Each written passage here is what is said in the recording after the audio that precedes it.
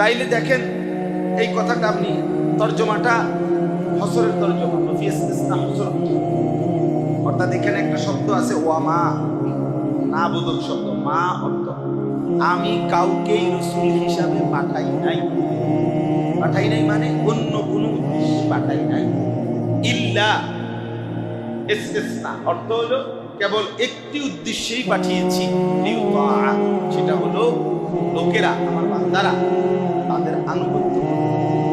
কি করবে? আনুগত্য করবে, অনুসরণ করবে। ইল্লা লিউতা, এই জন্য বললাম এই নফি এবং ইসতিসনা মানে না বোধক শব্দ এবং এরপরে ইসতিসনার ইল্লা ব্যবহার করাতে কথাটা সীমাবদ্ধ বুঝাইছে যে কেবল এই একটাই উদ্দেশ্য। রাসূল প্রেরণের উদ্দেশ্য কয়টা? এটাই উদ্দেশ্য যে লোকেরা তার আনুগত্য। আচ্ছা, এটা আপনারা আরো সহজে বুঝবেন, তরজমাটা বুঝার জন্য বলছি। কোরআন শরীফের একটা প্রসিদ্ধ আয়াত আছে যেটা আমরা অহরহ শুনি, ওয়ামা খালাকতুল জিন্না ওয়াল ইনসা ইল্লা লিয়াবুদুন। এটা শুনেন না সব সময়? আল্লাহ তাআলা বলেন মানুষ এবং জিন আমি বানাই নাই অন্য কোনো উদ্দেশ্য, কেবল একটাই উদ্দেশ্য আমার ইবাদত। তাহলে মানুষ বানানোর উদ্দেশ্যই শুধু কেবল কি? ইবাদত। বলেন না কি? এইটা যেমন অর্থ, ওয়ামা খালাকতুল জিন্না ওয়াল ইনসা ইল্লা, এখানে যেরকম ওয়ামা এরপর আছে ইল্লা, এখানেও আছে ওয়ামা আরসালনা মির রাসূলিন ইল্লা লিইউতাআ বিইذনি। অন্য কোন উদ্দেশ্যে রাসূল পাঠাই নাই, একটাই উদ্দেশ্য যে লোকেরা আমার বান্দারা তার আনুগত্য। অন্য কোন উদ্দেশ্যে মানুষ বানাই নাই, কেবল একটাই উদ্দেশ্য আমার গোলামি। এটা যেমন আল্লাহর ইবাদত। তাহলে এই কথাটাও বুঝলেন, মানুষকে বানানোর উদ্দেশ্য শুধুই শুধুই কি? আর কোন উদ্দেশ্য? আর কোন উদ্দেশ্য? ভাত মাছ চাল ডাল, স্ত্রী সন্তান সংসার, বাজার ব্যবসা চাকরি লেনদেন, রাত্র ঘুম, আহার নিদ্রা, পেশাব পায়খানা, বলে এগুলো কি? এগুলো বাদ দিলে, এগুলোকে অস্বীকার করলে এই পৃথিবীতে মানুষ চলবেই বা কিভাবে? এই পৃথিবীতে মানুষ বসবাস করবে কিভাবে? এগুলো তো অনিবার্য বাস্তবতা, মানে চিরন্তন বাস্তবতা। এটাকে অস্বীকার করার সুযোগ নাই। কথা বুঝছেন? এটা একেবারেই কি চিরন্তন সহজ বিষয়। তাহলে আল্লাহ তাআলা বললেন আমি মানুষকে বানাই নাই আর কোন উদ্দেশ্যে বানিয়েছি, শুধুই ইবাদতের উদ্দেশ্য। বলে ঘুমাবে কেন? এসব পায়খানায় যাবে কেন? ঘর সংসার পরিবার স্ত্রী সন্তান বাজার ব্যবসা আয় রোজগারে লেনদেন করবে কেন? অর্থ হইল এই ইবাদতের অর্থটার মধ্যে প্রশস্ততা আছে। প্রশস্ততা হলো এই আল্লাহ এবং তার রাসূলের নির্দেশনা মতো অনুসরণ করে, তাদের নির্দেশনা মতো এই সব কাজের প্রত্যেকটাই যদি আল্লাহ এবং তার রাসূলের নির্দেশনা মতো করা হয় তো এটাই হাসলেও ইবাদত, হাঁটলেও ইবাদত, বসলেও ইবাদত, ঘুমাইলেও ইবাদত, সজাগ থাকলেও কি? বাম পাও দিয়ে ঢুকলে বাথরুমে, ডান পাও দিয়ে বের হইলে, ঢুকবার সময় দোয়া পড়লে, বের হইয়া দোয়া পড়লে, টয়লেট পেপার পানি যথাযথভাবে ব্যবহার করে পবিত্রতা অর্জন করলে, এই পুরো সময়টাই পুরোটাই ঠিক আছে না? দুই হাত কবজি পর্যন্ত একবার ধুইল, ডান হাতে খাবার খাইলো, শুরুতে দোয়া পড়লো, মাঝে মাঝে মাঝে মাঝে তাসবিহ পড়লো, শেষে আবার দোয়া পড়লো, হাত ধুইলো, আল্লাহ তাআলার শুকর আদায় করলো, খাবারের পুরো টাইমটাই। তাহলে এক কথা বুঝলেন, আল্লাহ তাআলা মানুষকে বানাইছেনই শুধু ইবাদতের জন্য। এই কথার অর্থ শুধুই নামাজের জন্য এটা না, শুধুই রোজা রাখার জন্য এটা না, শুধুই হজ করার জন্য এইটা না, পুরা জিন্দেগি চলবে সবকিছু, কিন্তু নিয়ম অনুসরণ করা হবে আল্লাহ এবং তার রাসূল। তাইলে এটা হলো একটা কথা বুঝলেন। আরো একটা কথা বোঝা যায় যে আল্লাহ তাআলা যেহেতু বললেন আমি মানুষকে বানাইছি শুধু ইবাদতের জন্য, অতএব ইবাদত যার জীবনে নাই, যার মধ্যে ইবাদত নাই, যার মধ্যে আল্লাহ এবং তার রাসূলের অনুসরণ নাই, আনুগত্য নাই, যার মধ্যে বন্দিগি নাই, তাকে আল্লাহ তাআলা মানুষ হিসাবে বানানে নাই। এটা মানুষও না, মানুষের জাত। সাফ। এই জন্য আমি সবসময় বলি একেবারে কাড়া ফাড়া কথা, যেটা নামাজ পড়ে না, বেনামাজি, ওই অপদার্থ, তুই কোনো মানুষও না, মানুষের জাত। প্লাস্টিক নলে বদনা নয় রোডা, তুই কইতে আরো তুই যা ফালতু মানুষও না, মানুষ। কারণ মানুষকে আল্লাহ তাআলা বানাইছেন ইবাদতের জন্য। যে কপালে সেজদা নাই মানুষ হবে ইবলিস। ওইটা তো কি একটু আগের পরিচয়, যার ছিল মুআল্লিমুল মালায়েকা, শুধু সেজদা দেয় নাই, তারপরেই তার পরিচয় হয়ে গেছে এটা ইবলিস, শয়তানে, শয়তান। আল্লাহ বলছেন এটা শয়তান। শয়তানের নামটা শয়তান করলো কখন? সেজদা না করার পর। ইবলিস হইল কখন? সেজদা না দাও। যে কপালে সেজদা নাই তার পরিচয় বদলেছে, তার পরিচয় বদলে যায় বেটা। জন্য নওজোয়ান বুঝতে হবে, এই যে কয়জন ছেলেরা বসছে ভাইয়া, তাদের এটা বোঝা দরকার, তাদের এটা বোঝা দরকার। মানুষের পরিচয় প্রতি মিনিটের মধ্যে চুল কেবল পিছনের দিকে ফিরানো, হ্যাঁ জি না, জিবা প্যান্ট পিন্দন, আড়াইয়া মুতন, আর বই বই মোবাইল টিপ, এর নাম মানুষ? হ্যাঁ জি না, পরে মানুষ বলে না। মানুষ তাকেই বলে যে গোলামি করে, যে রব চিনে না সে মানুষ, যে মনিক চিনে না সে মানুষ, যে সেজদা বুঝে না সে মানুষ। হায় মুসলমান, আপনারা আপনাদের ছেলেদেরকে মানুষ বানাইতেছেন। চাচারে দিয়ে মানুষ করছে, উনার ছেলে মেয়ে মানুষ করছে সারা রাত। খোদার 365 দিনের এক বছরে ছেলে কোনদিন ফজরের নামাজ পড়ে না।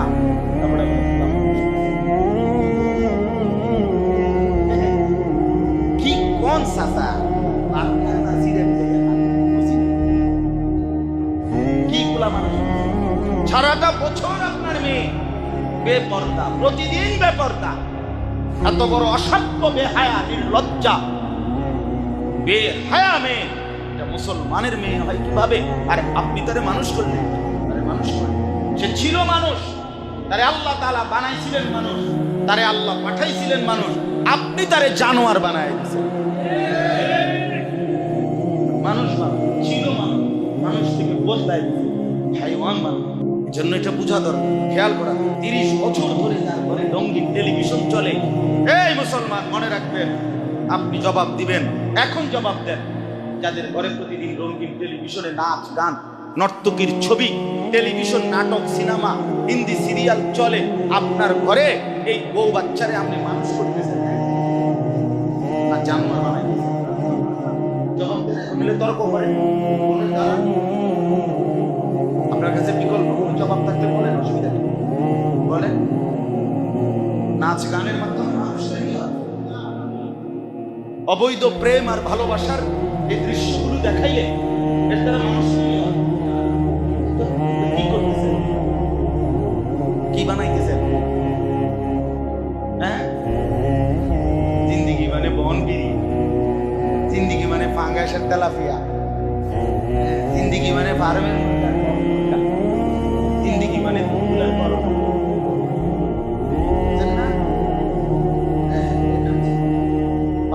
খাও না, আর গল্প গুজব আড্ডা দেওয়া,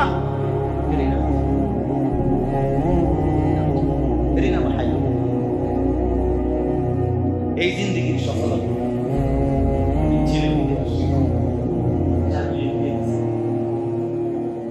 মাইয়া জামাই গো সবাই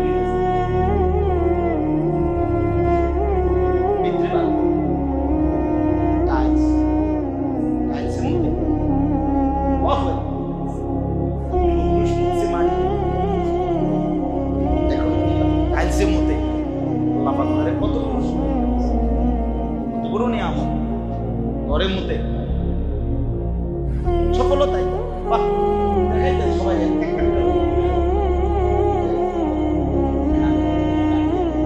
এই টাইলস ওখান থেকে আসছে কেমনে কেমনে এইটার বর্ণনা দেয় ঘন্টা কিভাবে টানছে 2 টাকা করে হাজারে যে নাচাইছে কিভাবে এইটার বর্ণনা শুনলে আমরা লাগবে আহা মুসলমান দুনিয়া বুঝাইলেন দুনিয়া কামাই করলেন এটুকুকেই মনে করলেন সফল একটা বাড়ি একটা বিল্ডিং কয়টা টাকা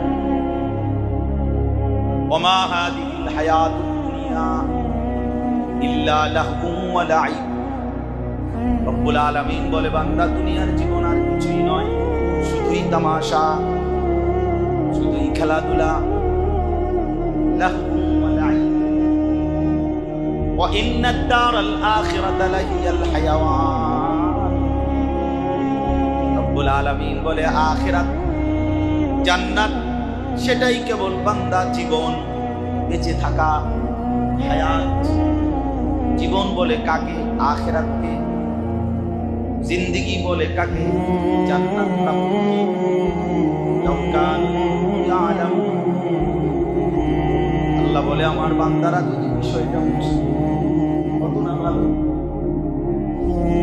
যদি এই কথাটা বুঝতা বান্দা কত না ভালো হতো যে দুনিয়া শুধুই তামাশা দুনিয়া খেলাধুলা আর আখিরাতই হচ্ছে জীবন ওয়ালামু আন্নামাল হায়াতুদ দুনিয়া লাইবুন ওয়া লাহবুন ওয়া যিনাতুন ওয়া তাফাখুরুন বাইনাকুম ওয়া তাকাসুরুন ফিল আমওয়ালি ওয়াল আওলাদ আল্লাহ বলে বান্দা শুনে নাও দুনিয়ার জীবন কি লাইব খেলাধুলা লাহবুন তামাশা যিনাতুন সৌন্দর্যের প্রতিযোগিতা তাফাখুরুন বাইনাকুম পরস্পরের গর্ব বড়াই অহংকার তাকাসুরুন ফিল আমওয়ালি ওয়াল আওলাদ সম্পদ আর সন্তানের গুণাগুণি টাকা কত বিদ্যুৎ কয়জন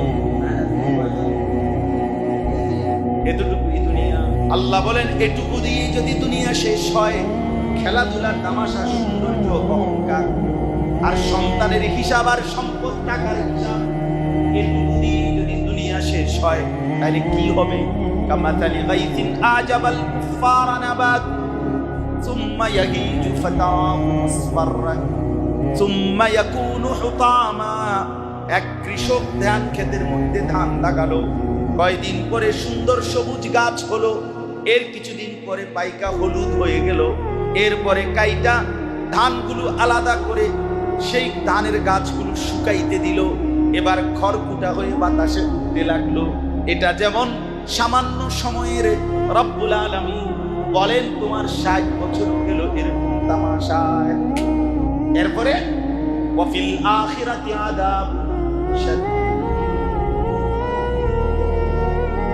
শুনে নাও আখিরাতে অপেক্ষা করছে আযাব ভীষণ আযাব বাফা হিসাব ওয়ালতানদুর নাফসু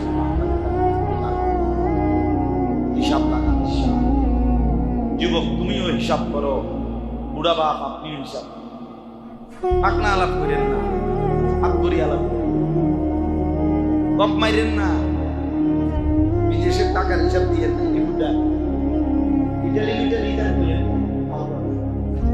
ইটালি থাকে আমেরিকা থাকে ইউরোপ থাকে বিরাট সৌভাগ্য কোন সৌভাগ্য নাই ইটালিতে কাফের বেশি থাকে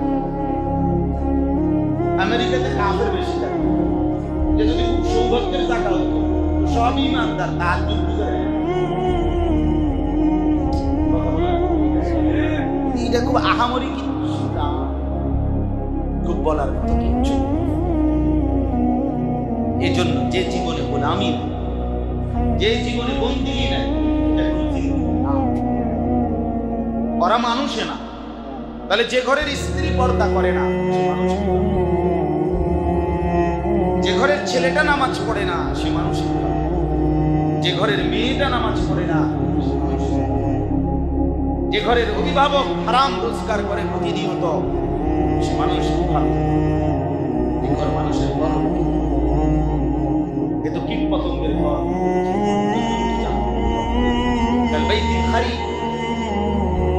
আলগা ঘর, সারা বাড়ি। আপনারা কি বলেন? যে বাড়িতে মানুষ থাকে না, বাড়ি বাড়িটা পরিত্যক্ত বাড়ি আর কি, আমাদের দেশে সারা বাড়ি বলে।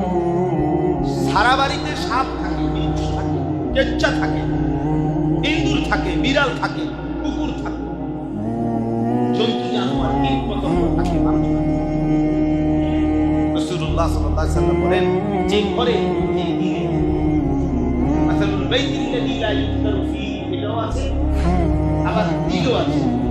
যে দিলের মধ্যে আল্লাহর জিকির নাই, এটাও রিওয়ায়াত আমি পড়ছি।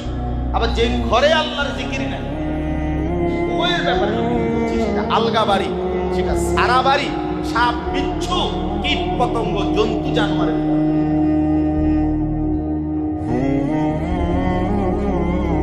এই জন্য ওই কথাটার প্রসঙ্গ টেনে আল্লাহ তাআলা বলেন ইবাদতের জন্য বানাইছে। ছেলেটাকে নামাজ ভুলাই দিলেন কেন? মেয়েটাকে পর্দা ভুলাই দিলেন কেন? কি ব্যাপার চাচা? 14 বছরের মেয়েকে নিয়ন্ত্রণ করতে পারেন না, বেড়া দিয়েছেন কিনতে। 12 বছরের মেয়েটাকে পর্দানশীল বানাইতে পারলেন না, আমাদের মতো বেড়া দিয়েছেন কিনতে। মাঝখান কিলিয়া চিরানা নিজে খাবেন। হ্যাঁ,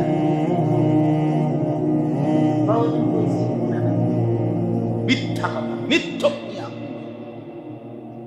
মিথ্যক নিয়া।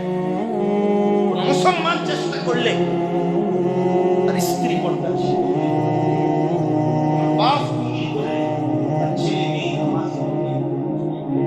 আমরা মনে করি এটাকে প্রধান জিম্মাদারি, দায়িত্ব মনে করি। আমি যখন দায়িত্ব মনে করছি বাচ্চার পড়ালেখা, এই স্কুল বদলাইয়া এই স্কুল বদলাইয়া কোনো না কোনো ভাবে তারে পড়াইছি। আমি যখন দায়িত্ব মনে করছি তারে বিয়ে সামাচ্ছি, তখন যেমনি হোক 6 মাস পরে হোক, 9 মাস পরে হোক, 3 বছর পরে হোক, বিদেশ তারে আমি পাঠাইছি। আমি যখন দায়িত্ব মনে করছি আমার একটা ঘর করে দিয়ে যাওয়া দরকার বাচ্চা কাচ্চা স্কুল লেখা, আইজ হোক কাল হোক, 12 বছর পরে হোক, 30 বছর পরে হোক, একটা ঘর আমি দিয়ে গেছি। আমি যখন দায়িত্ব মনে করছি আমার জিফুতের লাইগা কদ্দুর জমি কিনে দেওয়া দরকার, 30 বছর পরে হইলো কদ্দুর জমি আমি কিনে দিয়ে গেছি। যেটারে দিলের মধ্যে দায়িত্ব মনে করছে সেটা ঠিকই হইছে, এটারে দায়িত্ব মনে করে নাই। এজন্য স্ত্রীও পর্দানশীল হয় নাই, ছেলেও নামাজ পড়ে না, মেয়েও নামাজ পড়ে না, ঘরে আল্লাহর নাফরমানি ছাড়া আর কিছু চলে না।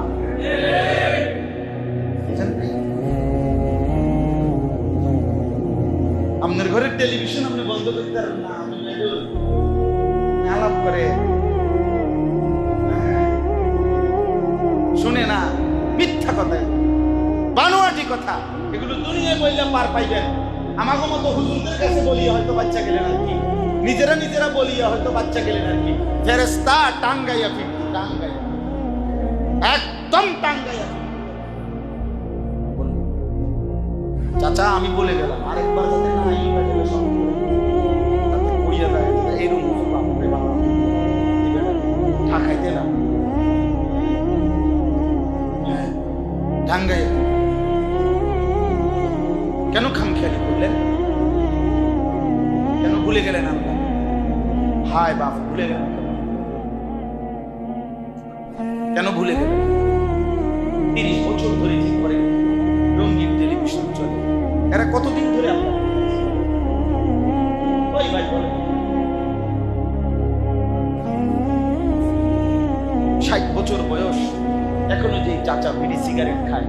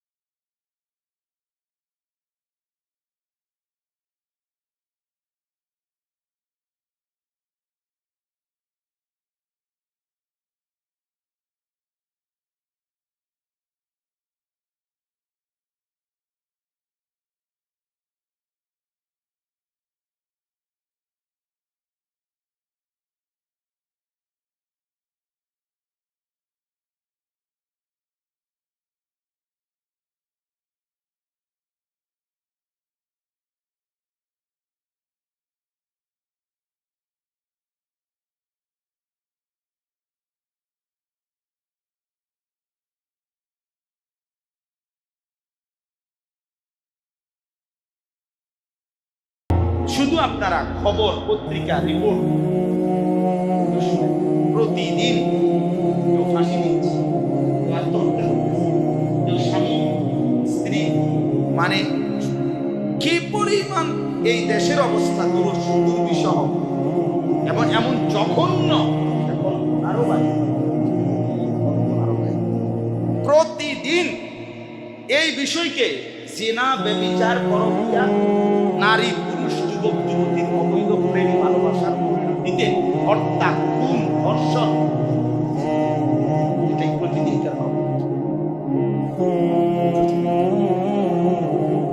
কেন?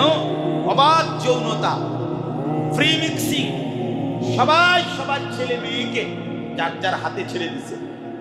সবাই, অধিকাংশ সবাই বুঝছে ছেলে যখন উপযুক্ত হয়েছে, মানে এখন সে নিজের বুঝে, অতএব সেই যা মন চায় তাই করবে। টাকা লাগলে বাবার থেকে নিবে, পেটের খিদা লাগলে মায়ের কাছে রান্না করা খাবার খেয়ে যাবে।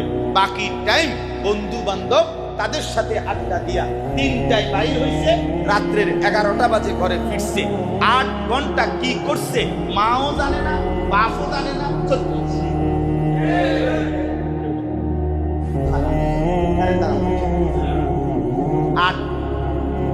8 ঘন্টার আড্ডায় এটা আপাদমস্তক চরিত্রহীন হইয়া উলঙ্গ ছবি, নর্তকীর নাচ, মোবাইলের অশ্লীল দৃশ্য, বন্ধুদের সাথে প্রেমের আলাপ, অশ্লীলতা, বেহায়াপনা, এই করতে করতে, শুনতে শুনতে, বুঝতে বুঝতে পৌঁছা গল্লা গন্ধ চলছে।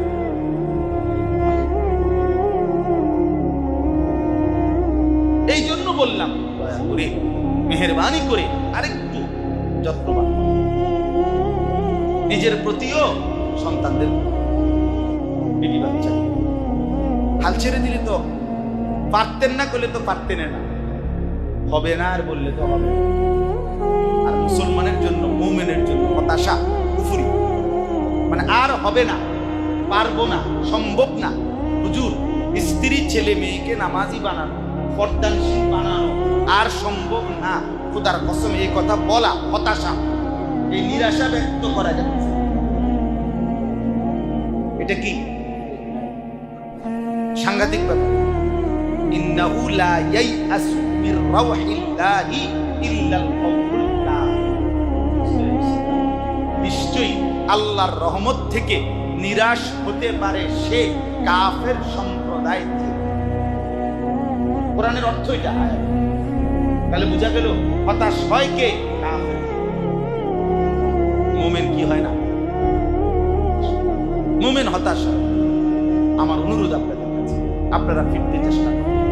বয়স্করা, মাঝ বয়সীরা হারামের রোজগার ছাড়েন, বিড়ি সিগারেট খাওয়ার বড় অভ্যাস ছাড়েন, টেলিভিশন, নাটক, সিনেমা দেখার অভ্যাস ছাড়েন, অবৈধ উপার্জন ছেড়ে দেন, আখিরাতকে ভয় করেন, পরকালকে ভয় করেন। এই বছর আরাফার ময়দান এত গরম ছিল, বাপ, এত গরম ছিল।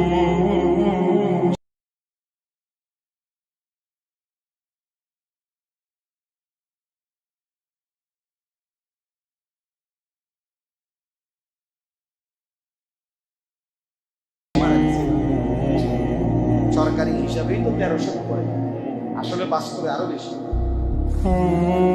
মানে আমার মনে হচ্ছে যে সময় তাঁবুর বাইরে দাঁড়াইছি দোয়া করার জন্য, আরাফার ময়দানে খালি আকাশের নিচে। ওই আগের দিনে যে মা চাচিরা রান্না বান্না করতো লাকড়ির চুলায়, তো তখন চুলায় রান্না করলে লাকড়ির চুলার সাথে আগুন ধরাইয়া তুমসের মধ্যে ছিটিয়ে দেয় না, তো আগুন আরো বাড়ে, ঠিক না? বিশ্বাস করেন, আমার মনে হয়েছে যেন আগুনের তুষ